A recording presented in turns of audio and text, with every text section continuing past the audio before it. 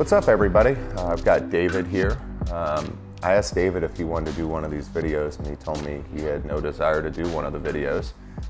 David is one of the few guys that's got his own blend here at the shop. I thought we'd talk about that. And he said, if you want me to do an interview, I'm gonna ask you a bunch of questions. I'm not gonna tell you what I'm gonna ask up front. So hopefully there's not a lot of bleeping stuff out, but we're gonna see how this thing goes. So David, what you got for me today, man? My main question is, you know, you and I sit around, we talk a lot about the cigar industry and business and things of that nature. So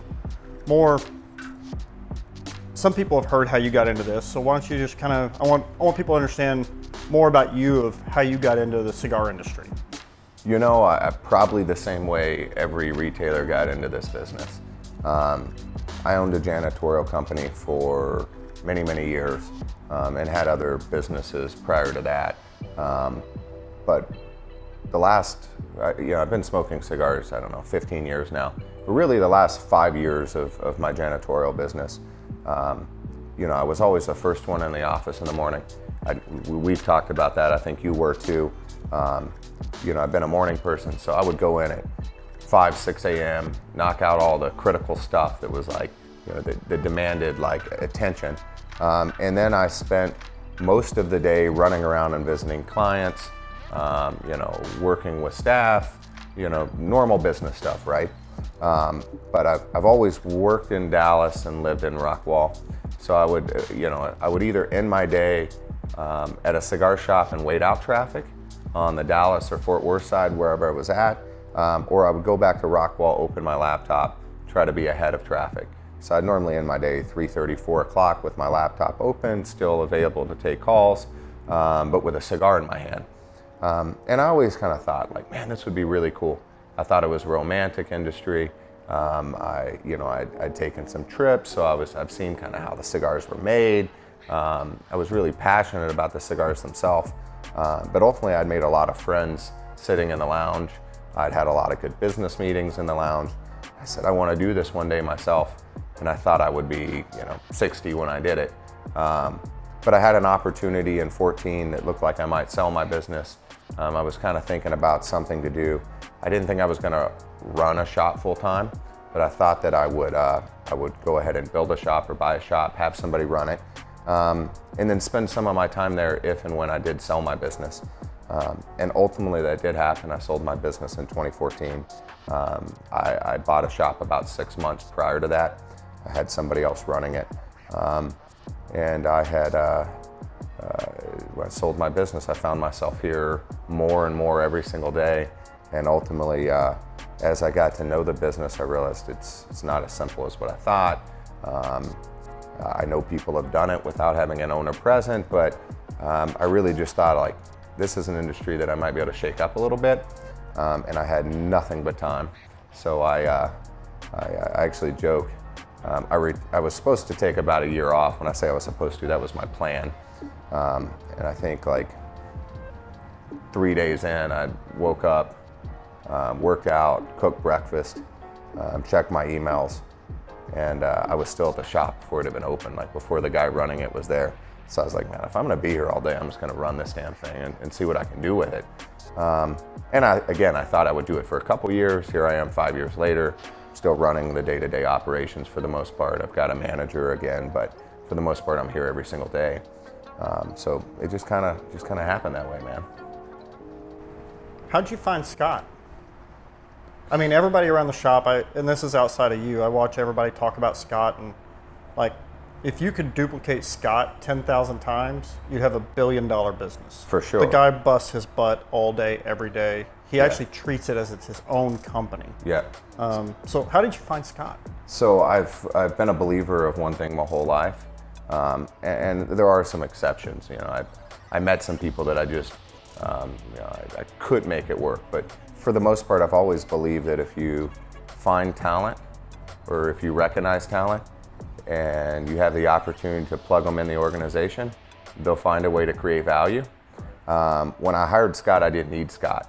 But Scott came in, and I would be working on something in the humidor. At the time, we weren't as busy as we are today.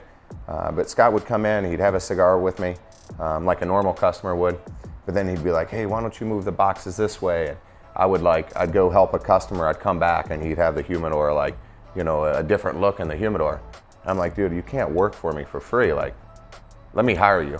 And he's always had his graphic design business. I think he was focused on that. But he's like, I got a little time if you want. He goes like, but I'll find just helping you too.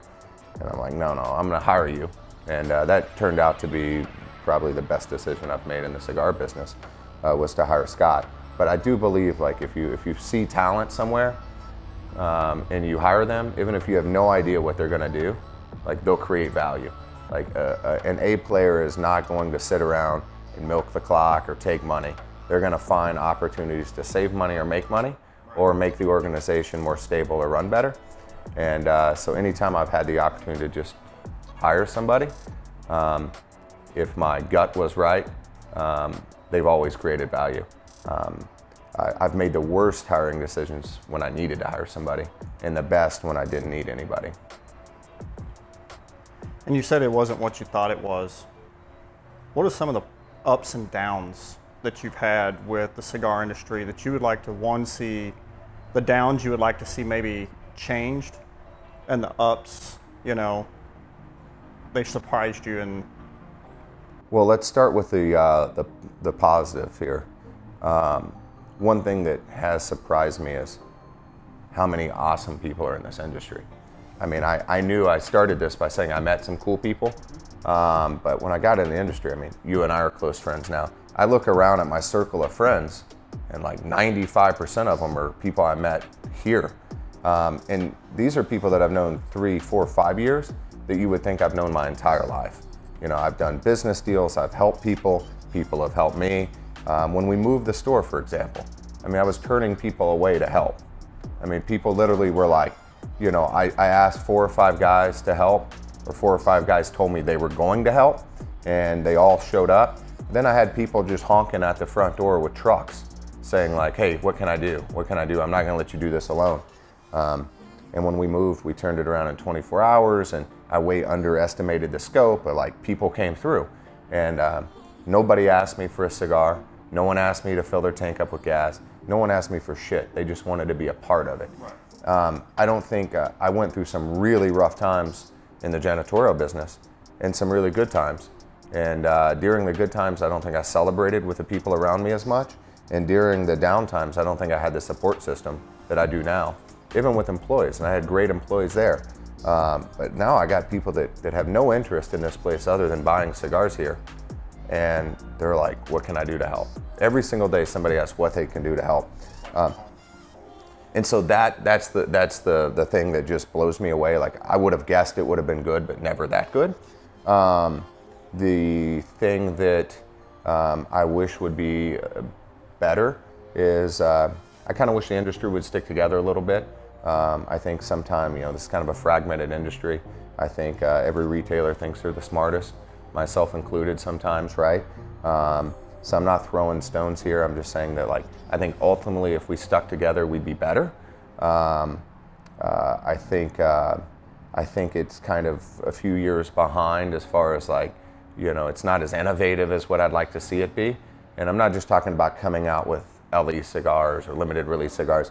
I'm just talking about events and, like, you know, some manufacturers are all ears and they want to do something just like really out of the box. And some guys are like, oh, let's get together and let's do an event. I'm like, cool, what do you got in mind? Well, I'm gonna send my rep out and we'll run a 4-in-1. And I'm like, guys have seen this. Like, they've seen it. Like, people will do that 1 or 2 times, but you're not giving up a Friday night, the 3rd Friday in a row, or the 3rd time, giving up beers with your boys or taking your wife to dinner to buy a 4-in-1 deal on a Friday night at a cigar shop, right? Most of my consumers, I think, care more about experience than they do just the value. And you know, if they're around, they'll stock up on those deals. But, like, I just kind of wish, like, we could get past that and do, like, really cool experiences, and, you know, invest a little bit more money, get the retailer deeper into it, you know, get the manufacturer to commit a little bit more, and just do really cool stuff together. And some guys are doing it, don't get me wrong, but as a whole, I think we're, like, still, like, doing the same shit we did 10 years ago. And I'm trying to change that in, like, one little shop and, like, a little bit. But even sometimes I get complacent and it's just like, well, this is what they do and it seems to work okay, but I want better than okay. Like I want the cigar industry, like especially the brick and mortar industry, like I want people talking about shit that's going on at shops, not just my shops, at shops all over the country, in partnerships with manufacturers and stuff. And I want real experiences. And I don't know that we do a good job with that. But the people are there, they're great. Even the reps, I mean, this isn't a slam at the brands. I mean, my reps, like, they always call, they check in, reps bring me, you always call, hey, do you want lunch? I mean, these guys are they're hardworking guys, they're on the road a lot. People think they just smoke cigars, but they're good people. Manufacturers are the same way. I think it's an industry full of good people. I just think it needs to be an industry full of good people with great ideas. And I don't know that it always is. And lastly, my question for you is my dream car would be a 1927 Bugatti Type 57. Okay. If you could buy any car in the world, what's your one car? Money, take money out of it. What's the one vehicle you would own? It's funny. Someone else asked me that today, oddly enough. And I didn't have a real straight answer. One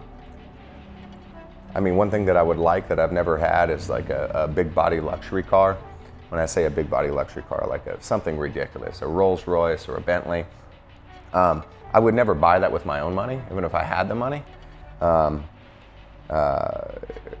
But if I just got to go pick out a car, it would probably be a big body, 4-door Bentley, 4-door Rolls Royce, something like that. Just really big, old school, or not old school, but new school gangster car, right? Big, heavy car, gets 4 miles a gallon, that kind of shit. All right. Yeah. Well, thanks, brother. Thanks, man. Awesome. That was fun. Thank you, guys.